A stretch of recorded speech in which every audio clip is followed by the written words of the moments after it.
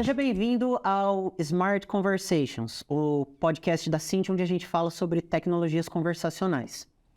Hoje a gente tem o prazer de receber aqui o Denilson. O Denilson é lá do iFood e a gente tem a alegria de conversar um pouco com ele sobre voz do cliente, a experiência dele, como ele vem desempenhando essas funções dentro do iFood. Gostaria, Denilson, que você se apresentasse para a gente, contasse um pouco da sua história e já de antemão te agradecer pela oportunidade de estar aqui conversando com a gente. Cara, eu agradeço, viu, Gu? É um prazer enorme aqui estar participando do podcast, iniciando essa segunda temporada. Desde que eu recebi o convite aqui, eu estou muito animado e, graças a Deus, agora a gente conseguiu colocar em prática, né? Acho que me apresentando aqui, eu gosto de fazer apresentação descritiva, então eu sou um homem negro, careca, barba rasa, uso óculos, estou de camiseta preta sentado aqui à frente do Gu. E aí, acho que contando um pouquinho assim da minha trajetória, enfim, você já comentou que eu estou no iFood hoje, né, na parte como especialista de voz do cliente, mas eu costumo dizer assim que, cara, a minha história, ela começou, essa minha trajetória nessa área de CX propriamente, eu acho que ela começa oficialmente em 2014, quando eu vou para uma área de atendimento, mas até um pouco antes disso, eu sou filho, né, o meu pai, ele tinha mercearia, tinha bar no bairro, aquela coisa muito bairrista. Então, eu tenho muitas recordações que eu vinha da escola, a perua me deixava, como eu morava em cima do estabelecimento do meu pai, então a perua me deixava, me largava, eu acabava almoçando ali com ele, passava parte da tarde, e isso me fez ter muito contato com as pessoas, conversar com gente de diferentes gerações. Então, eu conversava com pessoas mais velhas, conversava com homem, com mulher, com gente mais nova, gente que é com filho, e cada um trazia a sua história. Bar é um lugar onde as pessoas conversam muito, mercearia, esse negócio de bairro tem muito esse acolhimento. Eu acho que a partir dali eu criei essa... Entrou no sangue, de fato, assim, acho que virou raiz. E eu até tentei me desviar, fui estudar construção civil, tudo isso, cheguei a fazer um estágio, mas em 2014, acho que não foi uma boa época para quem foi trabalhar, foi estudar área de construção, teve aí a questão da Lava Jato, atingindo as construtoras inicialmente, o mercado ficou complicado para quem estava buscando estágio sem experiência mais ainda. E aí, faculdade pública, aquela coisa que é complexa, porque você precisa se empenhar nos estudos, mas você também já precisa de ter ali alguma renda. Eu entendi que a área de atendimento naquele momento faria sentido. Então, eu fui trabalhar numa central de atendimento.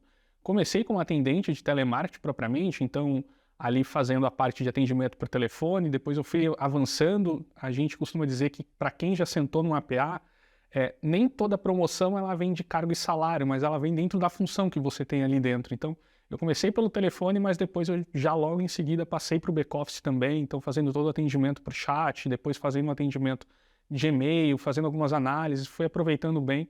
Minha coordenadora me preparou e a minha primeira gestão, ela veio justamente na primeira vez que o iFood terceirizou a área de atendimento em 2016. Então, logo em seguida, eu fiz um processo interno para ser supervisor e caí na operação do iFood, que estava desembarcando lá nessa empresa, e foi muito legal, assim. Então, eu costumo dizer que o iFood está na minha vida, no meu dia a dia, desde 2016. Em seguida, eu fui internalizado, convidado para vir para cá, para interno como iFood, passei no processo seletivo. E assim, cara, eu já tive várias posições aqui dentro, o iFood muda muito, então todo ano, provavelmente eu estou num lugar, estou trabalhando alguma coisa, mas sempre ali conectado ao cliente, sempre conectado à voz do cliente. Eu acho que a minha trajetória no final do dia é essa e eu estou muito feliz hoje de estar aqui podendo compartilhar um pouquinho do que eu convivi, do que eu convivo nesses últimos anos aí no meu dia a dia. Legal, Denilson. Cara, você falou de voz do cliente, né? O que é voz do cliente para você? Mas assim, eu queria a resposta, não a resposta literária, não uma resposta que a gente vê no manual, no Google.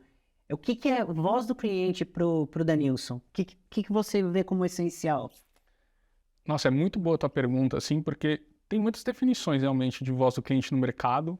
Algumas eu sou extremamente fã, assim, até porque eu realmente acho que a gente precisa de olhar para a literatura, por mais recente que ela seja quando está olhando para a área de voz do cliente. Mas em contrapartida, na prática, eu percebo muito, assim, Gustavo, que o voz do cliente no final do dia é uma forma de você escutar o seu cliente, se aproximar do seu cliente, mas um entendimento mais estratégico da coisa.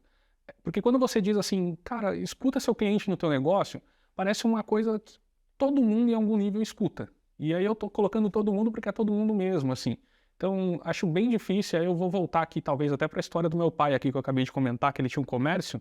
Cara, meu pai, provavelmente ele escutava muito bem os clientes dele, talvez em níveis de profundidade que a gente hoje no iFood não escuta, dependendo da relação que a gente cria. Meu pai sabia quem era o filho de alguém, meu pai acompanhava o crescimento de uma criança ali que era filho de um cliente, o meu pai sabia com quem a pessoa era casada, meu pai muitas vezes sabia o que estava acontecendo no relacionamento de uma pessoa. Então ele tinha um nível de profundidade ali de escuta muito grande, a depender daquela clientela ali que era mais fiel no estabelecimento. Por outra parte, onde é que eu percebo que entra a parte de estratégia aqui, né? Que é onde eu falo, cara, meu pai ouvia o cliente, ele ouvia, escutava, conhecia, ele podia falar ali 10, 15 informações sobre cada um dos clientes dele ali que eram mais fiéis. Mas em contrapartida, meu pai não tinha estratégia nenhuma para trabalhar cliente no final do dia.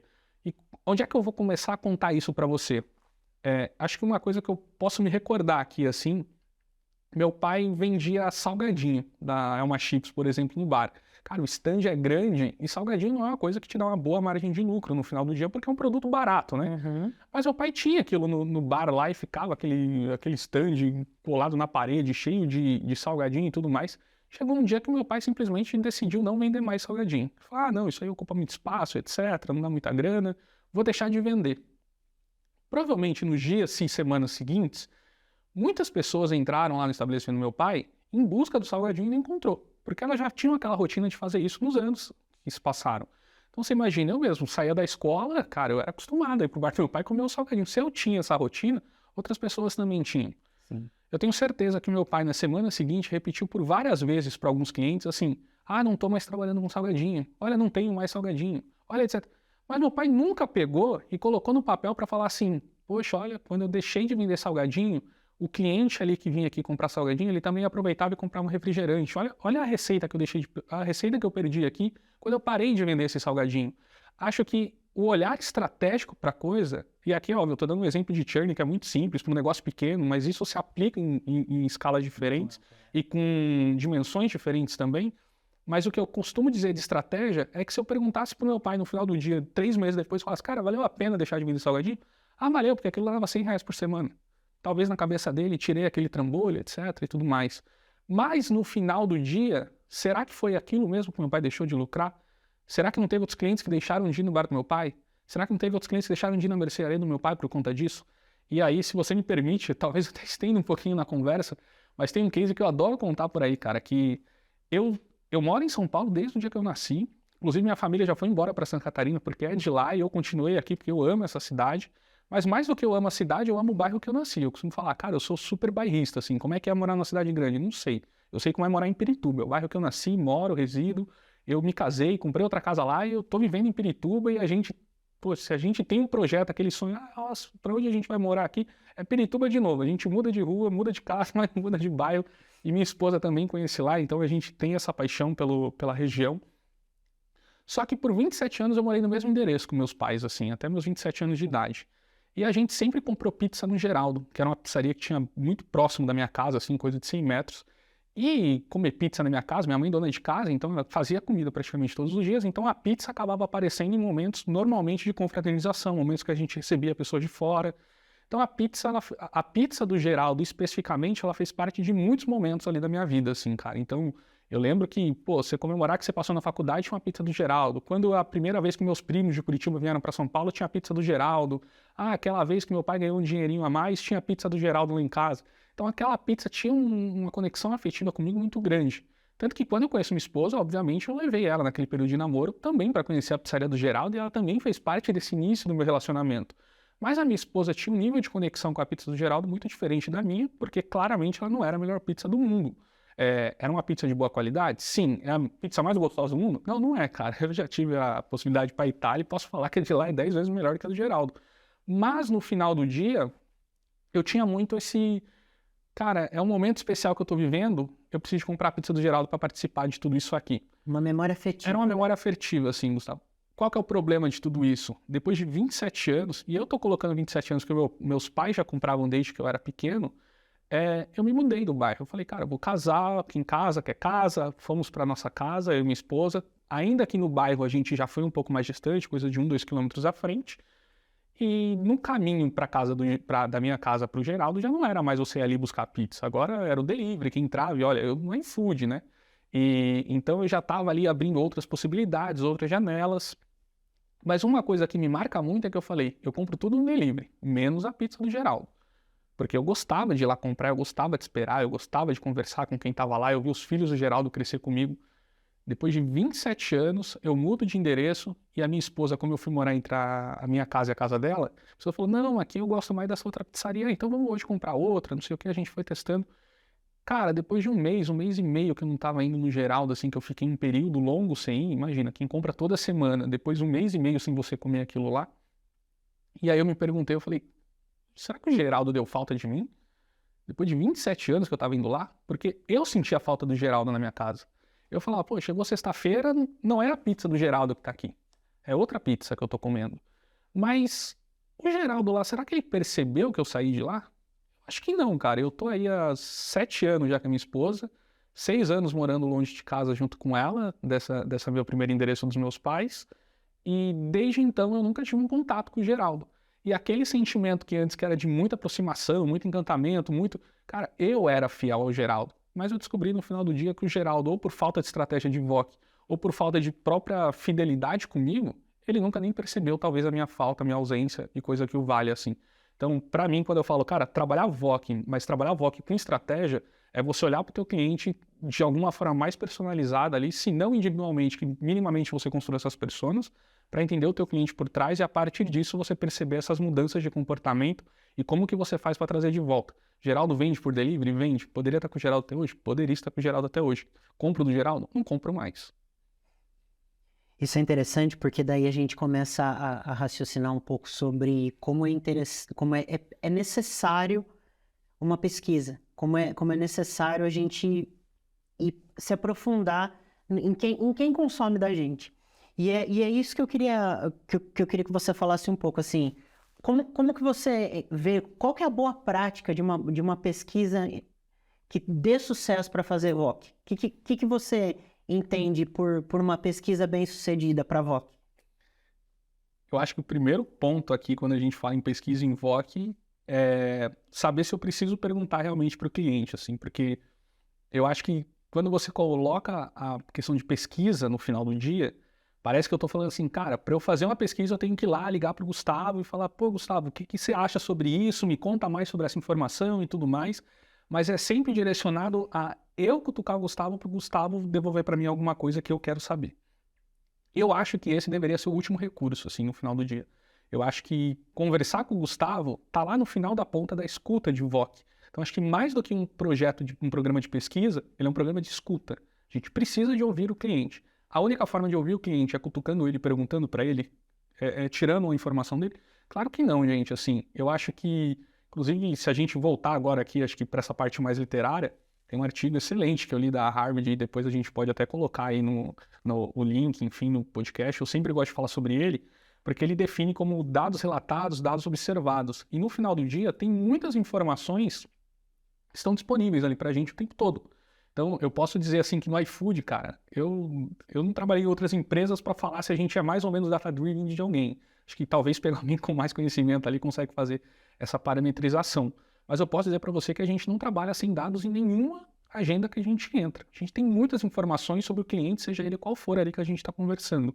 Então, eu falo, cara, tudo isso que eu vou descobrindo sobre o meu cliente são informações que eu não precisei falar com ele para saber. Eu sei quem compra mais, quem compra menos, o que a pessoa mais compra, os dias que a pessoa compra, o turno que a pessoa compra, eu sei como ela paga, eu sei... Então, eu preciso de ligar para o Gustavo e perguntar, ô Gustavo, tudo bem? Cara, você usa o Vale Refeição para pagar as suas contas? Ou você usa o cartão de débito, você paga online, você prefere pagar em dinheiro? Eu não preciso, essa informação já está lá. Então, eu simplesmente vou lá, coleto essa informação, ela me traz algum nível de resposta.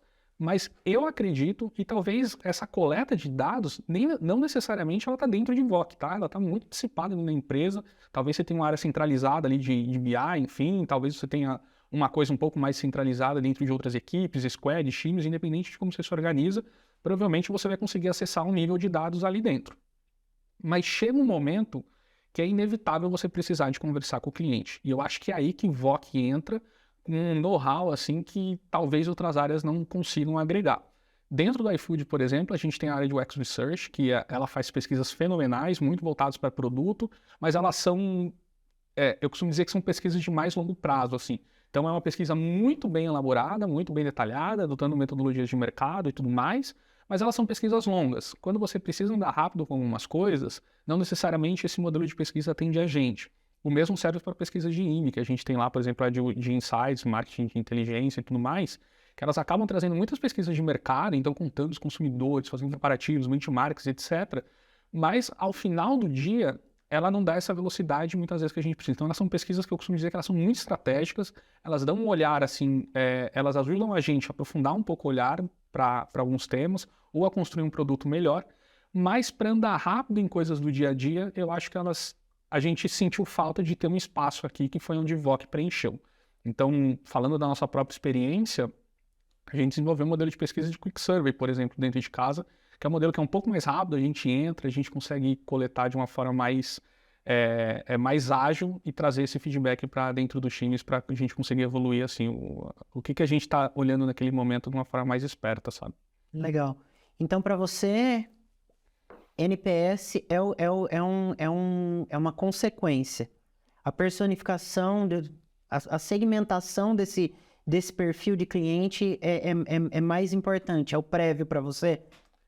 Eu acho que a coisa combina, assim, no final do dia. Acho que não tem muito essa ordem. Você precisa, talvez, de começar uma estratégia de VOC, e não necessariamente seja esse caminho, mas eu acredito muito na jornada. Você tem que desenhar a jornada ali, você tem que entender o que está acontecendo dentro de cada situação, pelo teu ponto de vista como empresa, porque muitas vezes você imagina o que o cliente está fazendo, mas você não tem essa certeza do que se ele realmente está cumprindo aquela etapa da mesma forma que você está imaginando que é. Você tem várias hipóteses quando você se coloca na persona que você não tem esse contato. Mas ao final do dia, eu costumo falar, cara, a gente faz a V0 ali da jornada, e depois quando você entra com o modelo de pesquisa de escuta, propriamente aquele que você pergunta para o cliente, aí eu acho que você vai complementando essa jornada e vai entendendo um pouco melhor ali as situações. Eu sempre falo, cara, a gente está aprofundando cada vez mais ali as informações. E aí o NPS, eu acho que ele é o queridinho aqui da área de CX, propriamente, acho que das empresas hoje em dia, então é inevitável você não trabalhar com ele, ou você colocar ele em prática.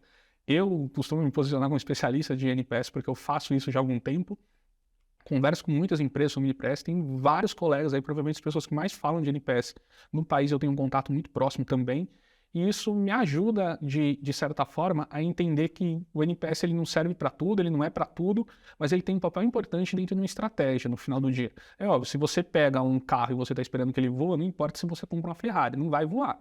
Agora, o NPS eu acho que ele tem essa posição muito específica. Se você souber aplicar, saber o local onde você coloca, trabalhar com estratégia em cima dele, ele vai te ajudar a compreender.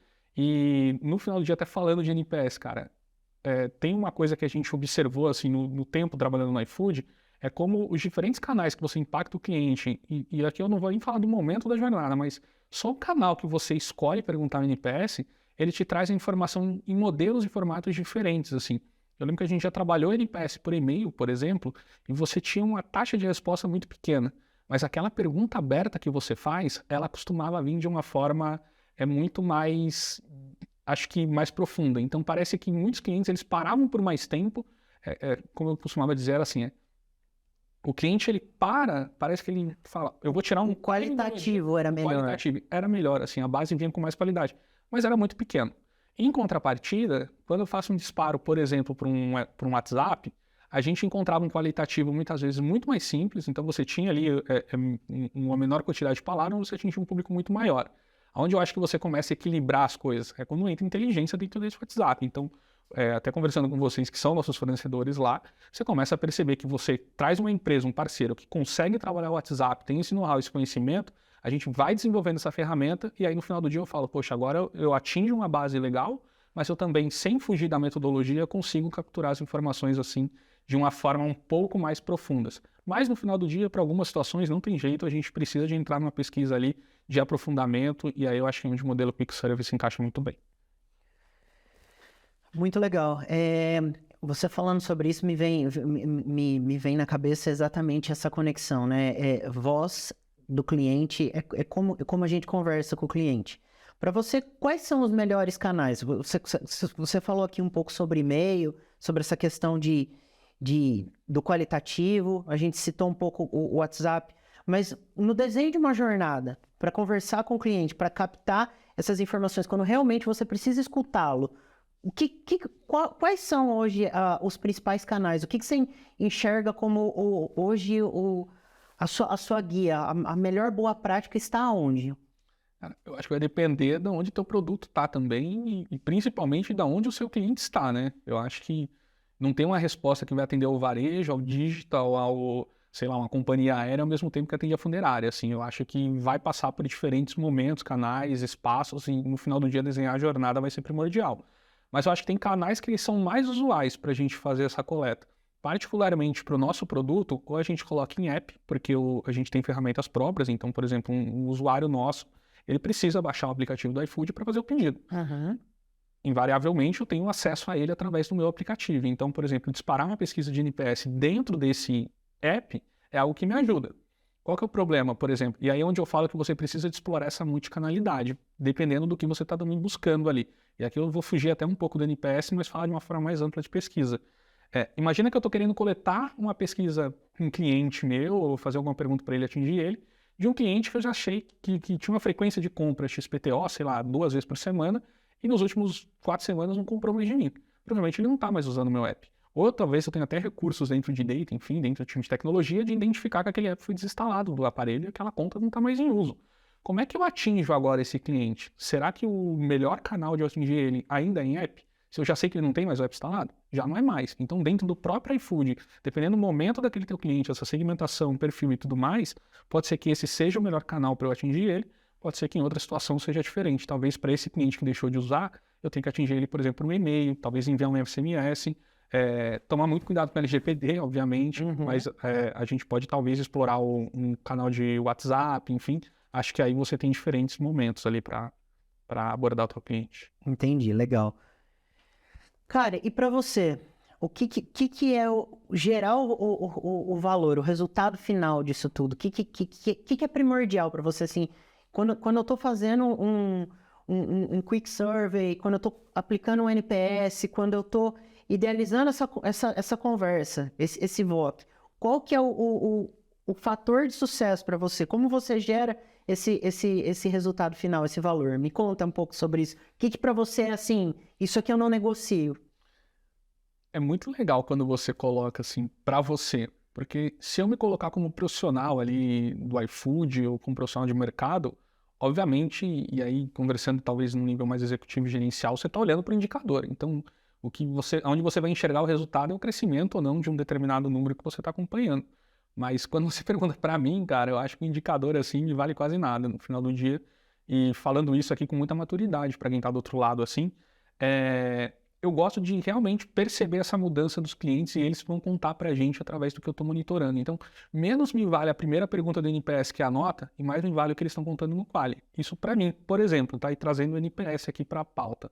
E no final do dia, a gente acaba colocando no iFood como missão da área de VOC potencializar a voz dos clientes dentro da companhia. Então, isso acaba se tornando inegociável. Eu tenho que entrar numa agenda e eu tenho que colocar o cliente na mesa, sentado, por mais que ele não esteja ali presencial. E tem formas diferentes de você conseguir fazer isso, seja através de você trazendo, por exemplo, uma análise qualitativa do que você extrai ali do NPS, ou seja, propriamente você convidando um cliente para participar, seja a gente fazendo um iFood Day, onde eu levo vários clientes no escritório e trago gente de várias áreas para a gente ter um dia de conexão e trocas, seja ainda fazer uma visita em loco. A gente tem um programa lá, por exemplo, que é o H1 on Dog Food, onde a gente visita estabelecimento, a gente tem um dia passando como entregador, que todos também são clientes dentro desse nosso ecossistema.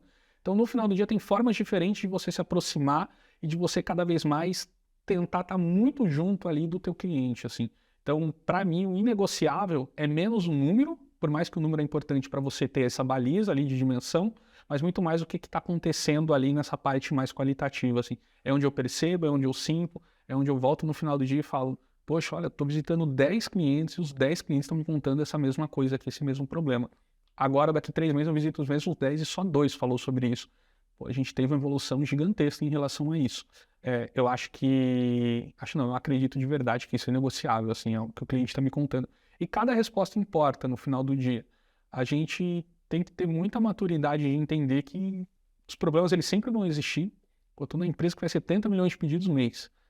Você imagina 70 milhões de vezes um entregador coletando um pedido, levando para outro lugar em diferentes... Cara, tem entregador em estrada de terra, tem entregador que está em dia de chuva, tem entregador que está no meio do carnaval, um bloquinho passando no caminho que o GPS está indicando. Então tem muitas coisas, muitas adversidades que podem acontecer.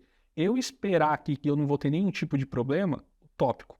mas eu preciso de alguma forma conseguir enxergar quais são os principais problemas que estão acontecendo ali e o que que eu posso fazer ou para resolver ele por completo, porque alguns problemas sim, eu consigo minimizar isso a zero, ou minimamente eu consigo ali reduzir aquele acontecimento. Então, como é que eu me preparo melhor para o carnaval? Se eu já sei que vai existir os bloquinhos. E no final do dia, eu acho que o trabalho de VOC está muito conectado a entender também um pouco dessas questões ali, a gente conseguir trabalhar junto para fazer essas movimentações. Muito bom, muito legal. Denilson, eu te ouvindo, me vem muito claro na cabeça o quão importante é a gente saber como a gente conversa com o cliente, né? E aqui na Cint, a gente hoje tem a possibilidade de trazer as melhores soluções conversacionais do mercado. E eu fico muito feliz de poder ter você aqui como nosso convidado e saber que a gente está por trás, né, de toda essa trajetória de conversa com o cliente através dos disparos de pesquisa de NPS via WhatsApp ou até mesmo no SMS lá dentro do iFood. E eu te agradeço muito assim pela oportunidade. Queria muito poder ter muito mais tempo com você para a gente conversar. Até fica aqui já um convite para uma próxima, para que a gente evolua. Eu acho que esse tema é muito importante. A gente precisa se aprofundar cada vez mais em como ouvir e ouvir melhor o nosso cliente, tá? Onde o nosso cliente está. Acho que esse é o segredo. Então, assim, muito obrigado por esse tempo, por compartilhar esse conhecimento com a gente. E é isso. Obrigado.